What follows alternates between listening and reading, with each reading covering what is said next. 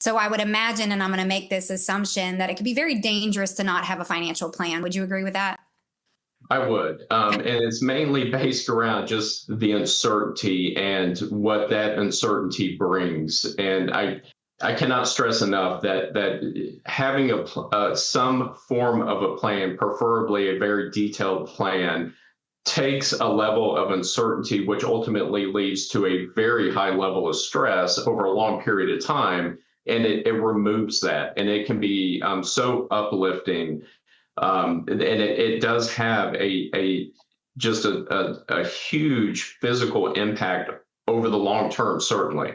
I have dealt with clients who have stress to the point where they've come in the office and they're literally losing clumps of hair because they're just so stressed and their anxiety level is so high based around that their fear that they're not going to be able to retire at some point. And that's very unfortunate because it's not needed and it's very easy to do these things. And even if you feel that you're not ready or wanting to work with someone, there's so many tools online that everyone has access to where you can really do it yourself, but at least, do something because it makes a world of difference. So what you're talking about, Jason, is setting up some financial disciplines, right? Setting up some ways of putting away money, whether you do that on your own or whether you reach out to an investor, but starting some type of practice. If we're talking to our listeners that are young, and they're just getting started. They're trying to figure out what is the priority.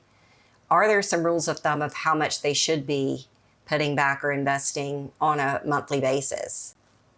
So the average opinion that you will hear that's pretty consistent is when you begin your work journey, if you're able to save anywhere between 15 and 20%, however combination you're able to do it, then you will be very secure by the time you reach retirement.